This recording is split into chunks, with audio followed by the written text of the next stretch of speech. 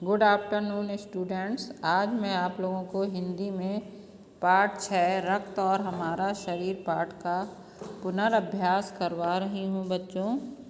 यह लेख यतीश अग्रवाल जी द्वारा लिखित है। यह एक निबंध है जो वैज्ञानिक दृष्टिकोण से परिपूर्ण तथा जीवन के लिए बहुत ही महत्वपूर्ण जानकारी देने वाला है, क्योंकि हमें पता है कि रक्त जो है हमारे जीवन के लिए बहुत ही महत्वपूर्ण है। यदि हमारे शरीर का कोई अंग कट या फट जाए तो उसमें से रक्त निकलने लगता है और हम रक्त निकलने पर जो घर में प्राथमिक चिकित्सा होती है उसको करते हैं। जहाँ से रक्त निकल रहा होता है उसको साफ पानी से धोकर उस पर कसकर पट्टी बांध देते हैं, क्योंकि रक्त निकलने पर जो प्राथमिक चिकित्सा होती है वो बहुत ही ज़रूरी होती है। नहीं तो अधिक रक्त बह जाने के कारण मनुष्य की मृत्यु भी हो जाती है। इसलिए जो है हमारे लिए रक्त बहुत ही महत्वपूर्ण है। इस पाठ में बताया गया है बच्चों कि दिव्या जो है वो अनिल की छोटी बहन है। उसे कुछ दिनों से थकान महसूस होती रहती है, इसलिए अस्पताल में डॉक्टर उसकी खून की जांच करते हैं और उसे अगले दिन रिपोर्ट से पता चलता है कि उसको एनीमिया की बीमारी हो गई है दिव्या को। और जब जो उसका भाई अनिल है वो उसे जब पता चलता है कि उसकी बहन को एनीमिया की बीमारी हो गई है, तो जिसने उसका टेस्ट किया था वो उसकी दीदी ही लगती हैं। इसलिए वो उनसे एनीमिया की बीमारी के बारे में अनेक बातें पूछता है। तो डॉक्टर दीदी सबसे पहले जो है अनिल को खून की संरचना के बारे में बताती हैं। वो बताती हैं जो रक्त है उसकी संरचना कैसी होती है। बताती हैं कि रक्त जो है वो हमारा अनेक सूक्ष्म कणों से मिलकर बना है। ठीक है, यदि हमारे शरीर से रक्त की एक बूंद लगाकर उसे स्लाइड पे लगाया जाए और उसे सूक्ष्मदर्शी यंत्र के द्वारा देखा जाए तो सूक्ष्मदर्शी से देखने पर पता चलेगा कि 1 मिलीलीटर रक्त में जो है वो लाल कणों की जो संख्या है वो 40 से 50 लाख होती है। और रक्त में लाल कण होते हैं, श्वेत कण होते हैं और प्लेटलेट बिंबाणु भी होते हैं जो रोगों से हमारी रक्षा करते हैं। और ये सभी कण जो हैं वो प्लाज्मा जो एक तरल पदार्थ होता है उसमें तैरते रहते हैं। तो जब हम सूक्ष्मदर्शी यंत्र के द्वारा देखते हैं रक्त की बनावट को तो हमें दिखाई पड़ता है कि उसमें लाल कण 1 मिलीलीटर रक्त में 40 से 50 लाख तक, और उसमें कुछ सफ़ेद कण जिन्हें बिंबाणु भी कहते हैं, और ये रोगों से हमारी रक्षा करते हैं।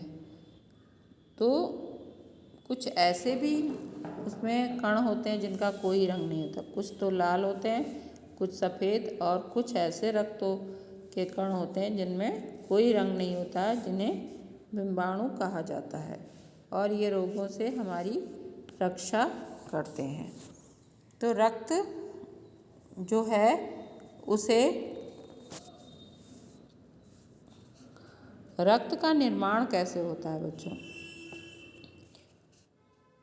रक्त का निर्माण जो है हमारी अस्थियों के बीच जो मज्जा होती है, यदि हम अपनी हड्डियों को बीच से खोलकर देखें तो उसके बीच में मज्जा होती है, उसमें ही हमारे रक्त का निर्माण होता है। और रक्त का प्रमुख कार्य जो होता है वो सारे शरीर के विभिन्न भागों को जो है ऑक्सीजन पहुंचाना होता है। रक्त का जो प्रमुख कार्य है वो शरीर के सभी हिस्सों में जो है वो ऑक्सीजन को पहुंचाना होता है। अब देखते हैं बच्चों, ऑक्सीजन हम अपनी सांस के द्वारा लेते हैं और वो रक्त के माध्यम से शरीर के विभिन्न हिस्सों में पहुंच जाती है।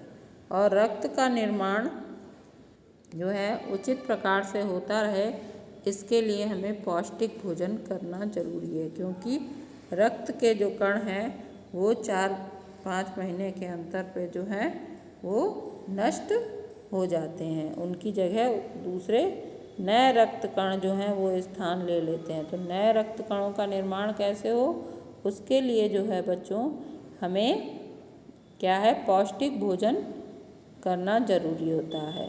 और पौष्टिक भोजन में हमारे जो हैं बच्चों कार्बोहाइड्रेट, प्रोटीन, लौह तत्व, विटामिन, ये सब जो हैं उचित मात्रा में होने चाहिए। तो इसके लिए ये जो हमारे पदार्थ हैं, कार्बोहाइड्रेट, प्रोटीन, लौह तत्व, आयरन और अन्य जो पदार्थ होते हैं, खनिज पदार्थ, तो उनके लिए हमें पौष्टिक भोजन करना है। पौष्टिक भोजन हमें कहाँ से प्राप्त होगा, जो हम आहार लेते हैं। हमें ध्यान रखना होता है कि जो हम आहार ले रहे हैं उसमें सभी जो हैं ये संतुलित मात्रा में हों। जैसे हरी सब्जी, फल, दूध, अंडा और मीट, इन सब में ये उपयुक्त मात्रा में होते हैं, उचित मात्रा में होते हैं। यदि हम उचित मात्रा में इन चीज़ों का सेवन नहीं करते हैं तो क्या होता है, जो रक्त बनाने वाले कारखाने हैं उनको जो है उचित कच्चा माल नहीं मिल पाता है। और जब हमारे शरीर को कच्चा माल नहीं मिलेगा तो क्या होगा, रक्त कण बन नहीं पाएंगे और हमारे शरीर में रक्त की कमी हो जाएगी। और उस रक्त की कमी को ही हम क्या कहते हैं, एनीमिया कहते हैं। तो दीदी ने ये सब बातें अनिल को बताई कि हमें जो है ध्यान रखना चाहिए कि हम संतुलित आहार लें। संतुलित आहार लेने से ही हम जो है एनीमिया से बचे रह सकते हैं।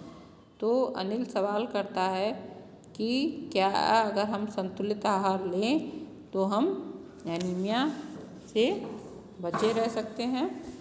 तो दीदी बताती हैं कि काफ़ी हद तो ये ठीक बात है, लेकिन पौष्टिक आहार जो है हमारे देश में उसकी कमी है और इसीलिए इस रोग का एक बड़ा कारण जो है वो क्या होता है, पेट में कीड़े हो जाते हैं। जो हम भोजन करते हैं वो भी साफ सुथरा होना चाहिए। दूषित जल, खाद्य पदार्थ जो भी हमारे शरीर में जा रहे हैं वो जो है वो नहीं होना चाहिए।